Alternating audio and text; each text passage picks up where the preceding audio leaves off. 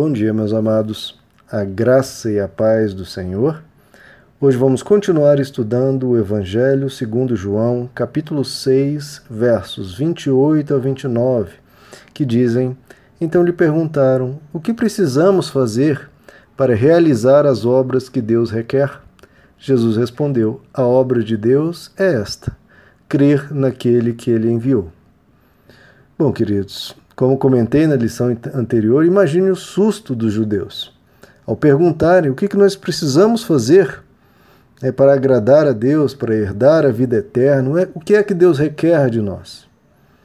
Os judeus estão acostumados aos rigores da lei, às exigências, aos princípios, aos mandamentos, e Jesus responde de uma forma totalmente inovadora. O que Deus requer é isto, que você creia naquele que ele enviou. Que você creia naquele que ele enviou. Aí sempre vem aquela pergunta e a resposta é sempre a mesma, queridos. Ora, então a gente não precisa obedecer os mandamentos? Claro que precisa, queridos, porque senão você entra em contradição.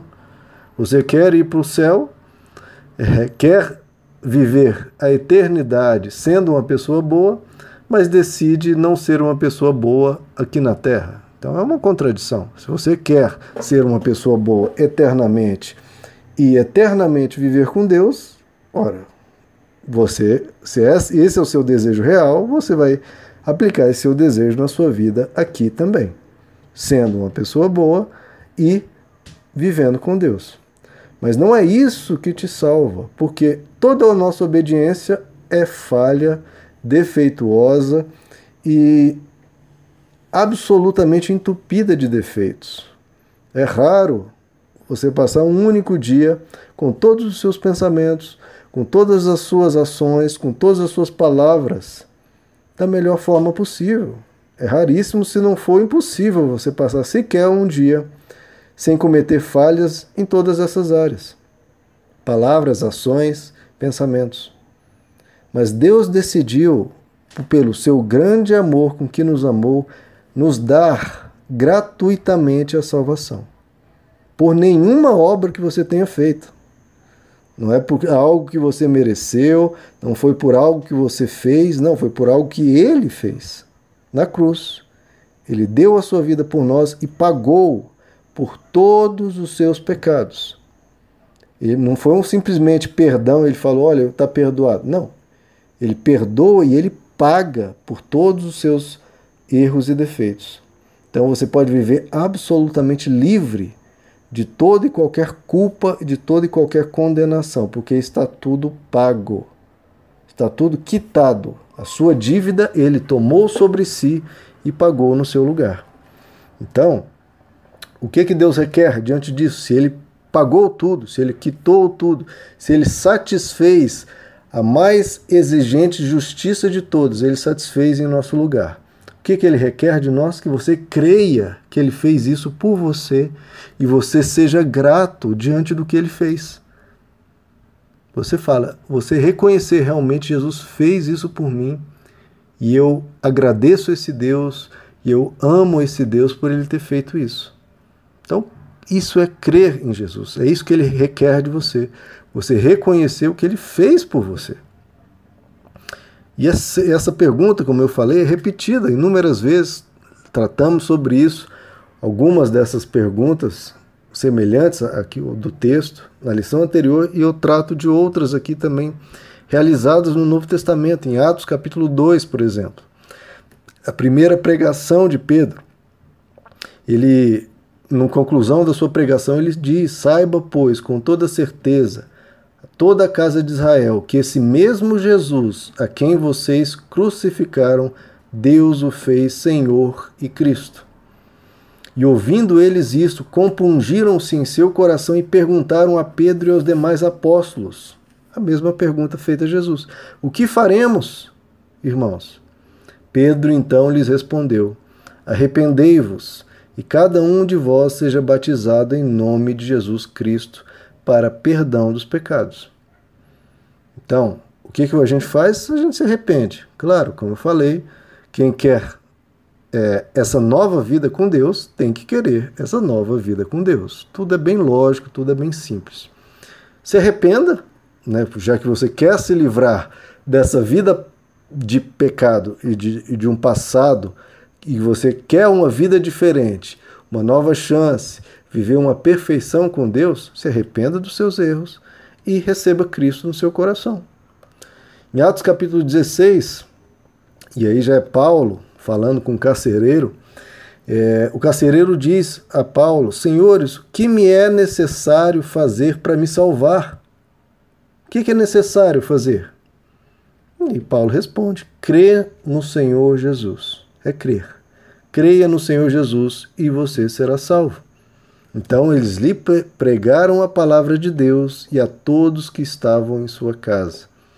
Então, ouvindo a mensagem do Evangelho, eles creram e foram salvos. Essa é a grande dificuldade do ser humano, queridos, acreditar que essa salvação é gratuita, que Ele conquistou ela por nós. Aquilo que nós não poderíamos fazer por nós mesmos, Ele fez em nosso lugar. E essa é a mensagem do Evangelho. Jesus diz, lá em Marcos 16, ide por todo o mundo e pregai o Evangelho a toda criatura. Quem crer será salvo. Quem receber essa mensagem e crer de coração está salvo, porque está recebendo essa verdade e reconhecendo o que Jesus fez por nós. E o que Ele fez por nós, queridos? João 3,16, Deus amou o mundo. Ele amou o mundo. Não é que nós amamos a Deus, não. Nossa fraqueza do nosso amor não conseguia nos salvar. Deus amou o mundo de tal maneira que deu o seu Filho unigênito para que todo aquele que nele crê não pereça, mas tenha vida eterna. De novo, quem nele crê, basta crer, não perecerá e terá vida eterna. Porque Deus enviou seu Filho ao mundo. Lembra? Ele veio como um salvador. Ele veio nos salvar. Nós que não conseguimos ser salvos, Ele veio como um salvador para nos salvar. Enviou seu Filho ao mundo não para que julgasse o mundo, mas para que o mundo fosse salvo por Ele. Então nós somos salvos como? Por Ele. Não é pela sua obediência. A obediência jamais vai te salvar, meu irmão. Jamais. Pode ser o maior santo, viver o resto da sua vida de jejum e oração. Isso não seria suficiente. Porque você é muito falho. Mas Ele veio nos salvar. E o texto continua: quem crê nele não é julgado. Você não precisa ter qualquer medo de morrer hoje, agora, porque você sequer será julgado. Se você coloca o seu coração em Cristo e recebe essa salvação, você não tem... Quem é que vai te condenar? Como Romanos 8 diz. Quem é que intentará acusação contra os escolhidos de Deus? Quem nos condenará se é Cristo que nos justifica? Então, você não tem como ser sequer acusado, quanto mais condenado. Você está totalmente salvo. A Bíblia nos diz que nós fomos salvos, estamos salvos e seremos salvos. Temos uma segurança no amor de Deus. Por isso que o Romanos 8 diz: quem nos separará do amor de Deus? Quem?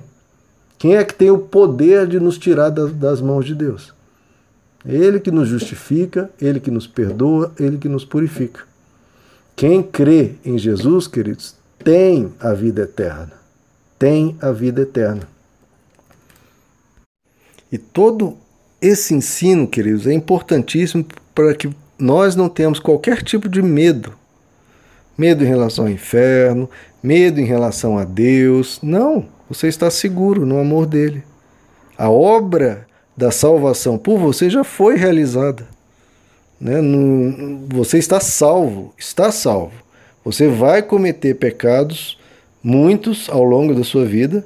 O que você tem que fazer sempre é se arrepender, procurar se corrigir, mas sabendo-se já agraciado com a salvação de Deus, gratuita. Ninguém te separa desse amor, queridos. Ninguém te separa dessa salvação. Só você, se você quiser. Fala, não, eu não quero mais, não quero Deus, não quero mais nada.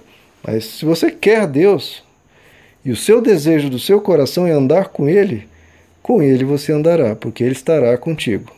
Ele não rejeita ninguém. As pessoas rejeitam Ele não rejeita ninguém. Então, querido, tenha essa segurança. o Evangelho, ele elimina todo medo, como eu repito muitas vezes na primeira carta de João.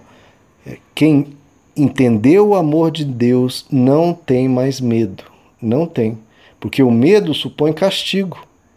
Mas, conhecendo o amor de Deus, sabemos que nós não temos castigo da parte de Deus. Nós temos a redenção, salvação, cuidado, proteção, orientação, bênçãos, ajuda e graça. Deus te ama, queridos, e Ele te salvou. Então descanse nesse amor, descanse. A obra que Deus requer é que você creia, confie e descanse nele. E nesse descansar, vá crescendo espiritualmente, vá obedecendo mais, vá seguindo cada vez mais Ele, mas sabendo-se salvo, sabendo-se filho, sabendo-se cuidado por Ele. Meus amados, que Deus lhes abençoe. A graça e a paz do Senhor.